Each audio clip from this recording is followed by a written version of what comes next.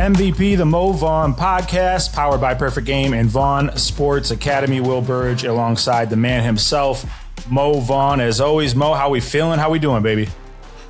Man, good to see you. I know we had some time off, so I'm always good to connect with you again, get up on our current events and talk the game that we love. So it's going to be a good show. Yeah, I'm excited for it, man. I had a big day yesterday. My son graduated, and it was obviously it's awesome. monumental. I'm not one of those people who like fixates on things in the future. I kind of try to take things as they come and live in the moment a little bit more. But it hit me last night sitting there and watching him go across the stage, and I'm thinking back to the first T-ball game, and before that, sitting in the living, he couldn't even barely stand up, hanging onto the couch, swinging a bat one-handed as I'm pitching to him. It's crazy to see it all come together like this, Well, what you got to realize is you got a good young man. I could tell that by when I met him. And that just goes to show you as a dad what you've done. And, you made that first barrier now, high school, and then you'll cross another one in college. But like I told you yesterday, there'll always be our little dudes no matter what they do and their ages. And that's just the way we love them because, we're dads and our sons. So but that must have been a great day for you. But you got a lot of good things coming with him. He's solid. Yeah, no, I'm excited. A lot of good things coming in this podcast. We are going to switch over to the NL side. We did the AL buy or sell already. We're going to do an NL buy or sell. There is a massive tectonic plate shifting possible trade on the horizon, or not. I guess we could see. We're going to run through that as well. But I got to tell you something I'm so thankful for right out of the gate, Mo. So thankful. Because I'm a huge hoops guy, big Cavs fan. I got to tell you, I'm so happy the Guardians are playing good baseball because I don't know where I'd be if I had what the Cavs just did to me mentally and the Guardians weren't good. So thank you, Guardians, for being 7 games over first play and 7 games over 500, 3.5 up in the Central. Because Mo, I don't know what the hell I'd be. I might be live from the insane asylum during this episode. Listen, it's somewhat about how you lose. I mean, not calling a timeout in that first game. Crazy. Just crazy. And I know, listen, I'm not a major league manager, nor am I an NBA head coach. But damn it, we got enough coaches on the sideline to be like, dude, we need to stop the momentum. And then that happens, and all of a sudden, it's tough to get off the mat from that. Yeah. It's similar to Toronto when they went all the way down to that last out. It's hard to overcome those things. So yeah, you've had a tough series. I'm not a New York fan. I'm a Boston fan, but I got a lot of New York buddies. So I'm glad that they're going to get an opportunity to play for a world championship. It's been a very long time, and New York City's on fire. So it's going to be good for the basketball nation, with that. Yeah, I'm a huge Knicks hater. I'm a hater of the Knicks fans, but sometimes it's like when the Guardians lost in Game 7 of the World Series. Did that crush me? Of course it did. It was terrible. Yep. But if there was a team that we were going to lose to, the Cubs breaking that, you know what I mean? There's just certain things that are kind of bigger than sports. And I think this series, you're seeing that with how much it means to New York City. It's a basketball. I mean, it really is a basketball town. The Yankees are huge, but the Knicks are religion. I mean, the Knicks are religion. I mean, listen, they're already talking about, our guard, the guard, being the king of the city. What's his name? I keep Jalen Brunson. Yeah, Jalen Brunson, big body.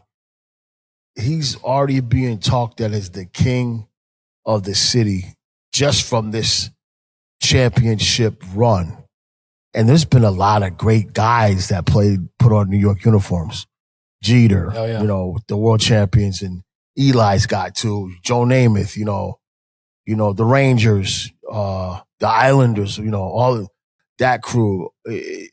But I think it's like the Knicks embody all 5 boroughs of New York. You know what I mean? They just do, and it's just great to see. Like I told you, I lived in Manhattan for 10 years, 12 years, and got a lot of friends I'm pulling because, you know, it would be great for basketball, you know. So let's see what happens, man. It's gonna be a tough fall, but let's see what happens. And I think that my favorite part about this is we get towards the end of NBA. The second that ends, the entire world's focus shifts over to baseball. Straight on baseball. Oh, and then we're right into the All-Star game, and we're in that playoff push. And that's kind of some of the buy or sell stuff I want to throw at you today, Mo. So I know we did the AL last episode. So you ready? I got a couple things I want to throw at you. All right, let's go. We're going to start out on the mound because good luck to whoever is voting on the Cy Young Award in the NL right now. The numbers that are being put up by guys over there are absolutely astronomical. You have Shohei, who's lowered his ERA, and now he's technically, I think, one inning off of, maybe he's not enough for the last start, but he was like just outside of being qualified for some of the awards and leaderboards, but he's, you know, way sub 1 ERA.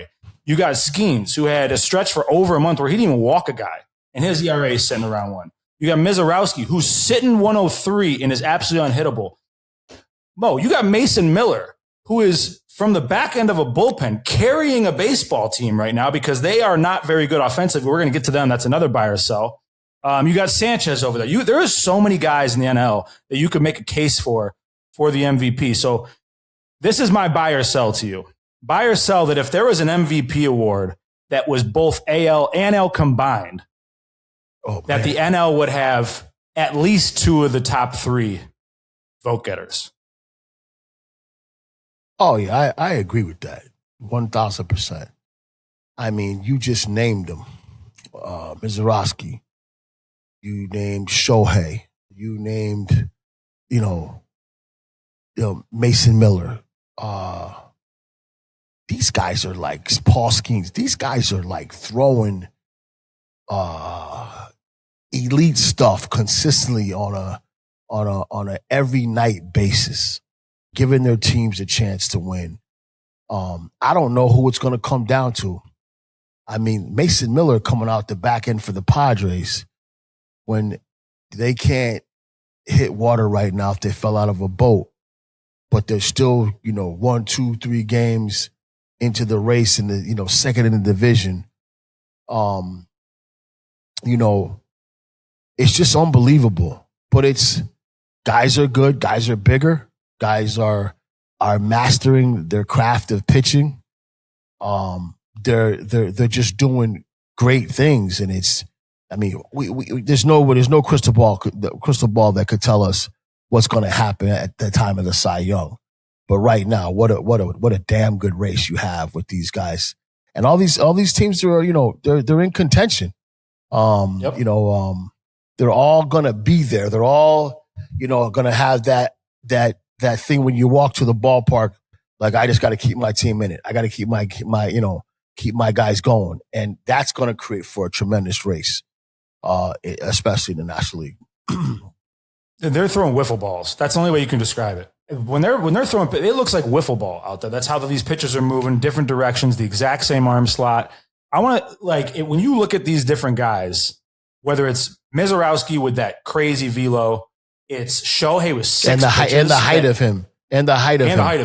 Yep. Yes. And the height of him. Shohei with 6 different pitches that somehow he's got touch on every single one of them. It's Skeens, who seems to be able to move the ball up, down, left, right, change speeds better than almost anybody, almost a throwback, but still has that high end level velocity. If you were in the box, who's the guy that you'd be most concerned of? Would be like, man, I got to face this guy. It's going to be a long day. Man, I don't want to give one. When you talk about Shohei and you talk about Skeens, you talk about the different pitches and the ability. Guys that are winning like this in the major league level, the reason why they're doing this is because they can pitch on both sides of the plate. And they have command in, command out. Those are your 20-plus game winners. Not everybody can do that. So I kind of put like Shohei and I put Paul in the same slot because velocity, command, variety. Then you take Mizorowski, and he's got fastball, slider, change, but just the height of him coming down like, what is he, 6'7", standing Something on the like mound? that, Yeah, like so, and he's just got a blazing fastball. And I try to tell people, when you have a guy that's throwing 10 miles per hour in the difference of velocity from fastball to breaking ball, you can't hit off one or the other. You have to pick one. And when you pick one, you can't miss it. If you're looking fastball, don't swing at the curveball. If you're looking curveball, you can't swing at the fastball. Guys within that 5 mile per hour range, you could look for something and react. Not those guys. Those guys are throwing too hard. The Skeens also and Ohtani. These guys are throwing their breaking balls 10 miles an hour off the fastball. That's a pick one. And if you pick the wrong one, you're done. And that's how these, swing and miss. Those guys are extremely tough to hit. And then Mason Miller is just coming in and just completely dominating and the pinpoint control. It's just, there's just a lot of elite stuff going on. And these guys that are winning, they're going to win 20 games. The biggest thing is that they can use both sides of the plate. If Shohei gets anywhere near 150 innings and he's sitting there with that sub-1 ERA or floating right around one, I mean, how do you not? I mean, I know he's going to have way less innings than the other guys, but he's got to be right there, or if not the leader in the clubhouse for the Cy Young, right? Like, how do you balance how many innings he's going to pitch, even though because he's going to be hitting 2, versus these other guys who are popping out every 5 days? But Ohtani still has the touch on those 6 pitches. It's crazy to me. The fact that he's taken, and I don't think I've heard him say it. I don't think I've heard the Dodgers say it. I don't think I've heard Dave Roberts say it. And I don't think Shohei has said it. But the fact that you see him like, all right, I'm going to concentrate a little bit more on pitching this season. I want to get me a Cy Young and go out and do it. Like, what the hell? And if you have to pick him. If he's his RA is that low and in command, and he's also hitting in between. Forget if he's even hitting on the same day, but he's hitting on the off day. You got to pick him for what he's doing. But I think the gist of it is that everybody's got to understand that I think Shohei walked into the season and said, this year, I'm winning the Cy Young. And he's actually going out there and trying to execute it. And that's the unbelievable thing. He's the superhero of baseball. I think we all should be very, very proud that we can watch him on a consistent basis. This guy is just on another level. Yeah, whether he said it out loud or not, his actions are saying that's what he came into the season ready to do. And the Dodgers are going to let him do what they like. They're like, hey, if you want to go for that, we're going to let you go for it. Yep, exactly. Now, a guy we just talked about, exactly. Guy we just talked about, Mason Miller, San Diego Padres, still 3.5 up in the wild card. Only a couple games back in their division. Correct. But here's the thing, Mo. As good as Mason Miller is, the offense has been doo-doo. I mean, I don't know really how else you put it. They are dead last in average in the NL.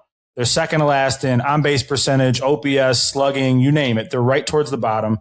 And it starts off with the guys like Tatis Jr. And while he has been, I think it's since May 19th, he's hitting .434, but he's still only got 1 double in that time frame, and he has 0 home runs. It's like they're not.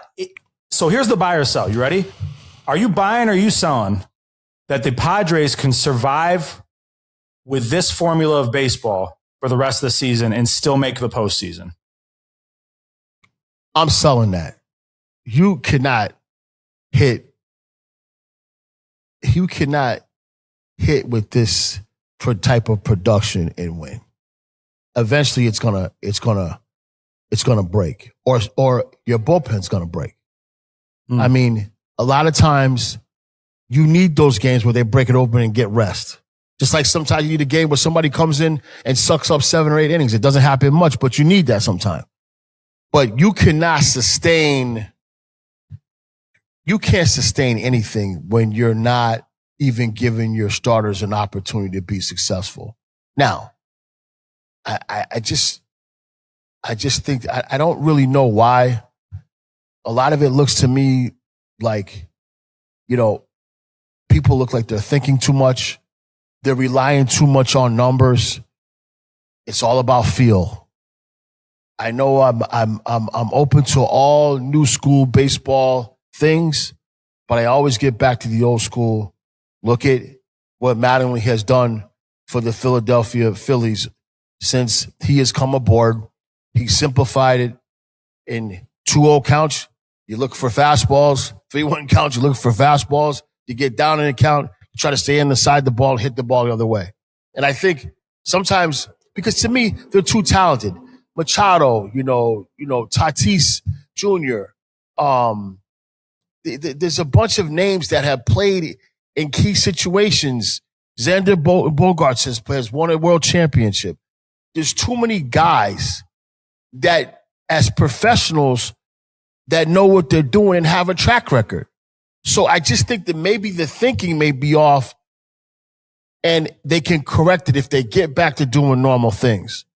But what they're doing now, I'm definitely selling, is not sustainable to get themselves in the playoffs. Yeah, it feels a little smoke and mirrors, and they definitely have been. Look, they're not playing bad baseball, right? But they are not playing as hot as they were at the start of the year. And you're starting to see some other teams heat up a little bit, like the Phillies, who you just mentioned. They're now only 2 games out of the wild card in the NL. They're definitely playing a different brand of baseball than they were before. It feels more simplified. So here's your buy or sell there. I know he's only got 1 home run in the last 7 games, but Kyle Schwarber's still on pace for 61 home runs. Last year, he hit 56. Are you buying or selling that he puts up more home runs this season than last? Because if he does, it feels to me like the Phillies are going to be in contention the entire year. I'm buying it. I think that. Love that for our guy, Kyle. Love that. I'm buying it. I think that, all right, he's going through a streak right now. But if he maintains the Kevin Long down Mattingly mantra, he's going to hit them home runs because he's going to be ready to hit. And you could tell it just looks and feels different. I don't care what anybody says. I'm a hitter. I see with my own eyes. All of them look and feel different. And I think Schwarber is one of the best leader of men in the game.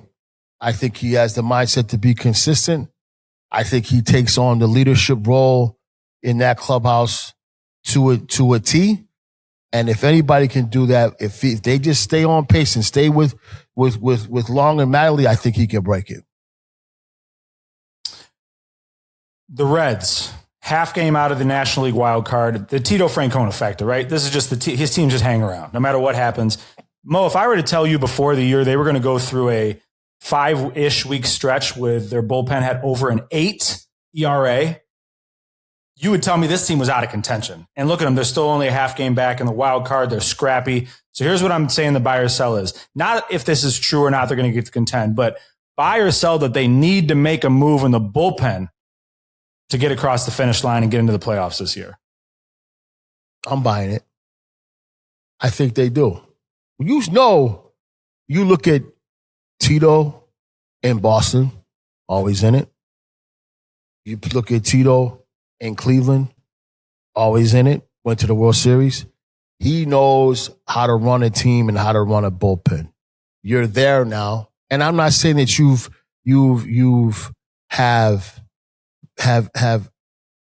taken the storm, the biggest storm, because you never know what's going to happen in the second half. But you weathered a big one with this 8 earned run average, and you're still there. Why? Because he's pushing the right buttons. Get him 1 or 2 guys, one, and I think it'll really make a difference. But I don't think that, knowing what you know, I think that management and ownership always look at where we are, how we're trending. Are we trending upward? Are we stabilizing ourselves? Does the manager understand and control his team? And if we go to get this one piece, will he know how to deploy it? And he sure does know how to deploy it. So I see them making a move to help themselves, and him showing them the way how to get there. And you know what's good for that front office is the fact that Tito has already proven, while he's an old school manager, he's proven he can have a new school flexible approach to how he uses a bullpen. Go back to Andrew Miller, where he was like, we're going to use him when we need him. We're not just going to put him in the back of the bullpen in Cleveland. We're going to use him wherever the hell we need him. And that really was the catalyst that pushed him into those runs. So if you got to feel good about that as a front office, right, Mo? You're like, hey, if I just get him a weapon, Tito will figure out how to use him. It doesn't need to necessarily fit our formula at this moment. That's what I mean. He knows how to deploy his aces and put them in positions to be successful. So one thing you know with him is that if you make a trade and you do something that he's going to put himself and the team and the organization in the best position strategically to help the squad get to where they want to go. So I would definitely believe in him and what his tactics will be if you give him an arsenal. All right, here's the last one. This is the curveball one. It comes a little early in the show today. It's my curveball for you. Ready? Yeah. I'm tipping my pitch right now, so you're sitting on it. I like it. You got to buy one and you have to sell one. I'm going to give you 3. And these are off the wall. I know you've seen them all. Are we going to go with, these are the 3, I don't want to say they're trends, but 3 things that have happened that are definitely outside of baseball, at least in the traditional sense. The tarp's off in the crowd, where all the crowd goes to one section. All the guys take the shirts off and they spin them, which has become a huge Phillies thing lately. I know in Cleveland last night, Slider, the mascot, went up and joined him and took his jersey off. So that's your first trend. Ready? Your second one is going to be the San Francisco Giants 3-man hip thrust celebration. I know you've seen that one too, right? Yes. So that's your second one. And your third one is Uribe hitting the triple crotch chop WWE at the bullpen last night. So, and getting the talking to from Murphy as he came back into the dugout. So you got to tell me, you got to buy one, you got to sell one. Tell me what you're buying and selling out of these 3. I'm selling the hip thrust from San Fran and from Milwaukee. 1, because I just think the hip thrust is crazy. 2, Uribe, he's going to start a brawl. You're going to start a brawl. Like I said, I have a 14-year-old. The game is different than when I played, but some things you got to keep under your control. And if you're going to do something, just keep it towards your dugout, because you don't got to hit, but somebody else does. And I'm selling that also. I'll take, the tarp and the jerseys off and the twirling. I'll buy that. That's where I'm at. At least that's fun crowd stuff, right? At least the crowd's getting into a game there. Yeah. Exactly. The Uribe thing, man, when I saw it, it's one thing to do it once.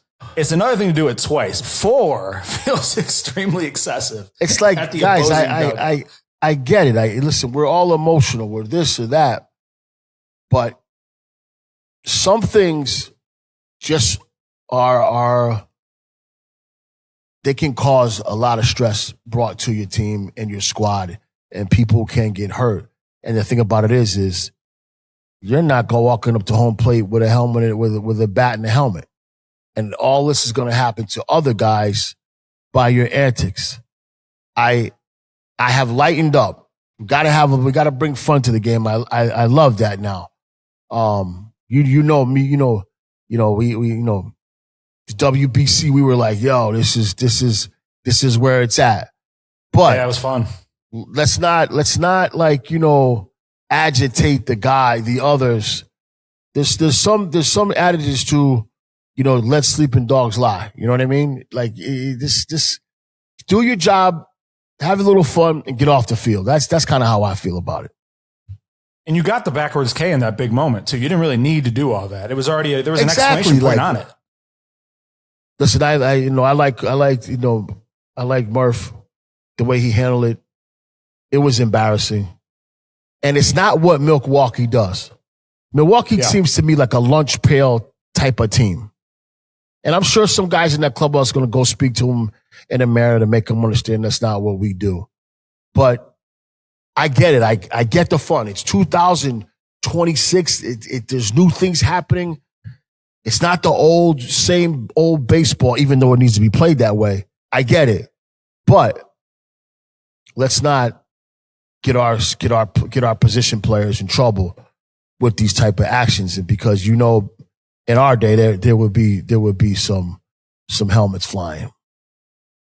Would you have pulled him to the side after that game in a situation like that? Would that be a...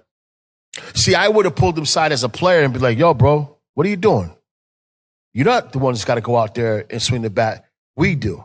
So now, if the retaliation where guys are throwing really, really hard, now you gotta brawl. You want to have fun, I get it. Just keep it to where, it's towards us. We can celebrate, get off the field, and get on to the next game.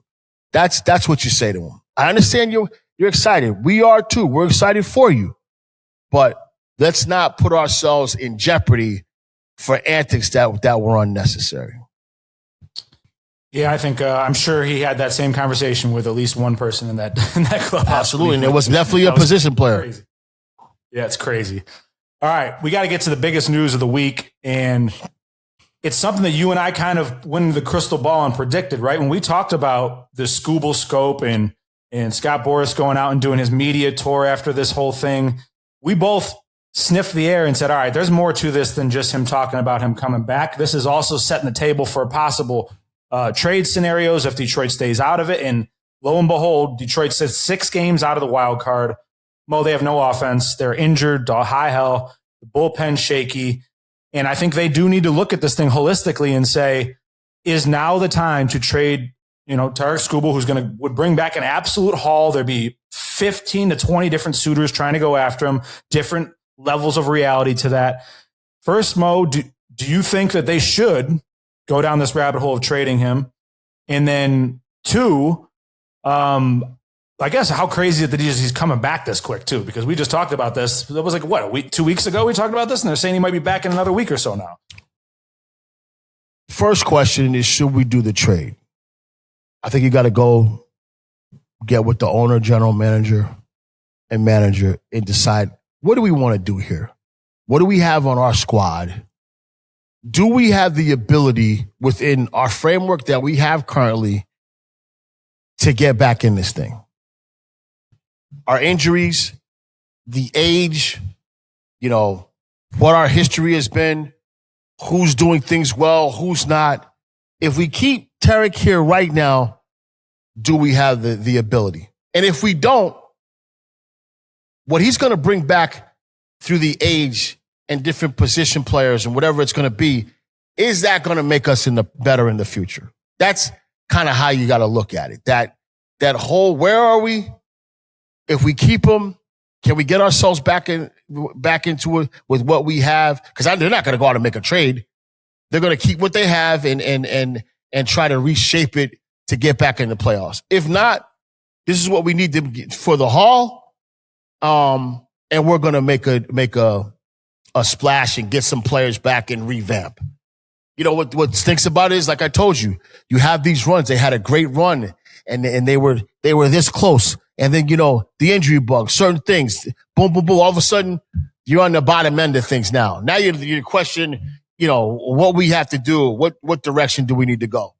And on the other side, do we have enough to give up? And are we going to be able to sign him? All of these questions have to be asked. Who those teams are. New York Yankees may be one of those teams. Trying to stop the left-handed hitters in the other league, that are always looking, you got Shohei, you got, you're thinking about, who's left-handed first baseman, Freddie Freeman. If you're trying to get to a world championship, you think you can win the American League. I got to get somebody to stop that juggernaut in LA, left-handed pitching wise. Can he do it? Absolutely. So the Yankees are a suitor. The Cubs have lost 7 out of 8. Where are they? That's the team I was going to say, man. Their rotation is in shambles. Exactly. But they need a guy. They need a guy if he's healthy. They need a guy to stop that 3, 4, 5 game lead. I think they got the leadership in Bregman, to keep the position players going. They need a guy that can stabilize that rotation. But do the Cubs want to give up what they have to give up to get him in the building? So there's a couple scenarios, but for me, I'm thinking Yankees. If I think I'm the team to beat in the American League and I can get through that, who do I got to beat to win the World Series? I'm thinking I got to beat the Dodgers. Who's the guys I got to stop? I got to stop Shohei, and I got to stop Freddie Freeman, and I got to stop Max Muncy. He can probably do that. So there's a couple scenarios. To your Cubs point, I heard the other day that they have the lowest average fastball velocity in the majors. They have the second worst WAR for their rotation, or I think it was R WAR or whatever. But right behind the San Francisco Giants. They need all the rotation help they can get. It's a big market. They have a pretty good farm system. Do they want to give up all those prospects? That's the question, right? The Yankees, obviously, look, every average fan doesn't want to hear this, but the Yankees and probably the Dodgers will both be in the bidding on this, right? Because if you're the Dodgers, you also got to be thinking, if the Yankees go get him, that just shuts down part of our lineup for one game out of a World Series. We might need to just block this. You know what I mean? So they're going to be in the mix, unfortunately. It's strategic. Yeah. Like, if I'm Cashman, I'm going, who the hell's been beating on me? Who's been stopping me to get my world championships? The Dodgers. Why? That left-handed leadoff hitter, that third hitter that plays first base, Max Muncy. I don't care what his average is. He knows how to do it in the playoffs. I got to stop those guys. Period. Now, the Dodgers are saying, I got to stop the left-handed bats of the Yankees. So Dodgers, Cubs, Yankees are going to be vying for Schoolwell if he's healthy. And it's all strategic to try to win and get there. I got a couple more teams for you. I want to throw at you real quick. You ready? So this is, I pulled up a couple different articles in different places and just kind of piecemealed them together. These are the ones I thought were really interesting. How about the Atlanta Braves? With the best record in Major League Baseball, they have a 6.4 R WAR out of their rotation, which is amazing. But if you really dig into it, who is there in their rotation that anybody's afraid of that's going to shut them down the playoffs? Chris Sale, right? That's about it. He's 37. And Atlanta is not afraid to take big swings. How do you feel about if Atlanta gets in the running here? They got the type of prospects. They got Cam Caminiti there, who I'm sure would be very interesting to Detroit. They got some pieces to move. And if the Braves got Skubal, all of a sudden we're talking about maybe a different landscape out in the NL. They're already playing great baseball. That's the only reason why I didn't name them. Because they seem like all their buttons that they're pushing are working. But that's a very, very good point right there with the Braves. I mean, if they get them, you got Sale, Skubal. I mean, you matching up with LA now, right away. I mean, you matching up with him anyway, but you really matching up with him. And there you are again. It's strategic. If you let LA get him, then they gotta stop. They're gonna stop the lefties that are with the Braves that are killing it. Olsen and the center fielder, for the Braves, playing really, really well now. Lefty. He's swinging the bat great. It's all strategic. That guy is not like a right-handed starter that, listen, there's great right-handed pitching, but this is a lefty guy. And those lineups that we're talking about are lefty power guys that need to be neutralized to win. But Atlanta is a really good choice. I just wasn't thinking about them because they've just been so consistent. And sometimes you just, you don't want to make that move. Your clubhouse, everything's going good. You know what I'm saying? So you never know. Yeah. All right. I got another one for you. This is going back to a team you talked about in the very beginning of the podcast. Completely different scenario than Atlanta, but a team that was connected to already making inquiries about Skubal at one point. And now look, this is going to sound crazy because they are absolutely loaded in their starting rotation, but they have had injuries. They have guys with arm soreness, and this is a team that is all in. How about the Toronto Blue Jays? If they are saying to themselves, we need to stay right there or past the Yankees and we want to get back to where we were, how about adding a top-end arm at the top of and all of a sudden becoming probably the deepest rotation in all of baseball if you had Skubal?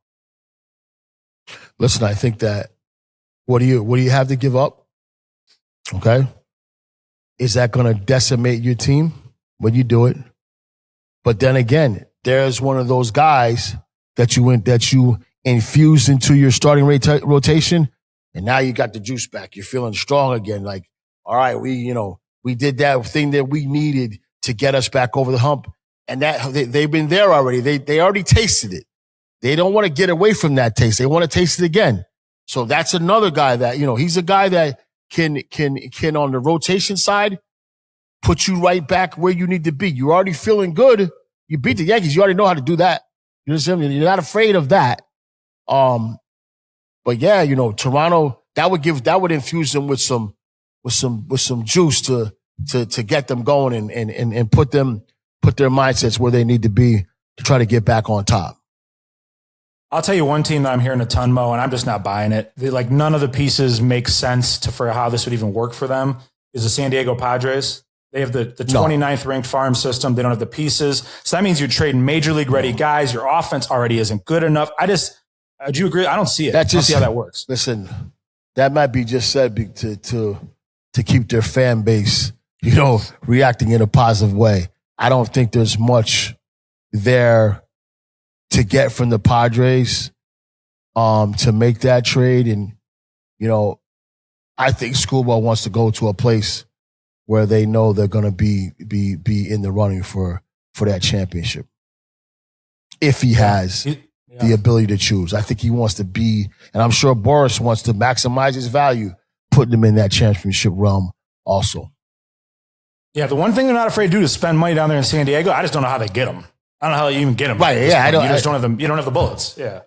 Yeah, what are you going to take from your farm system? Who are you going to give up, position player-wise currently to make it happen? You're going to have to chase some major league guys that can play. You're already decimated as is right now. Yeah.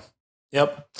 Yeah, it'll be interesting to see how this plays out. I hate look, I don't like the Tigers. I'm a Guardians fan, right? But I do hate to see this type of high-end talent moving out of those type of places, because before the season started, we were talking about this Tigers team, and yes, were they old? Sure, they had a lot of old players, but they pushed the chips in the middle of the table and said, hey, we're going to make a run at it this year. It kind of sucks to see, because I know how much my friends up in Detroit absolutely adore Skubal. Kind of sucks to see that it might come to an end like this, but this is kind of the reality of the business, Yeah.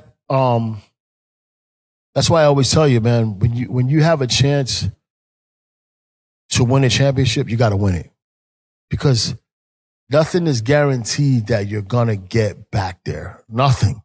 Everything, when you're winning, goes right. There's no injuries. The ball bounces in your favor. Everything seems to go right. And it's hard to replicate that consistently. So when you're there and you have a chance to win, you got to do it, because you never know what's going to happen in the future. Solid episode, Mo. Look at that. Oh, easy money. That was good. That was good. What else? You got anything else you want to throw out before we go?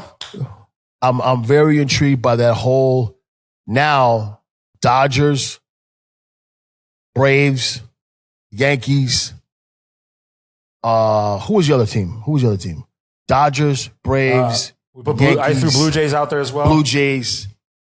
Who's gonna be the guy who's gonna be that team for Skubal? Because those three organizations have great left-handed hitting that needs to be stopped to be successful. We gotta see where this goes. It's gonna be, when something happens, we're gonna be like, man, hey, that team's that's gonna jump up a lot. So we'll be looking forward to that.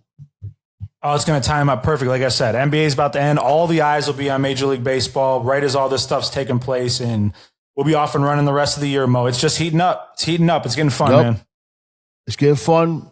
I think, the whole NL Central, like on its the way that they're playing, all that young talent is like coming up, and you got Tito over there like always pushing the right button. He's like, it's like the shell game with him. He knows how to figure it out. He does it, and it's awesome to see. But he seems to flip that switch that last month, and everybody's in positions. He's had all of his conversations, and everybody's on the same page, and bam, he's right there. So we'll be looking forward to that.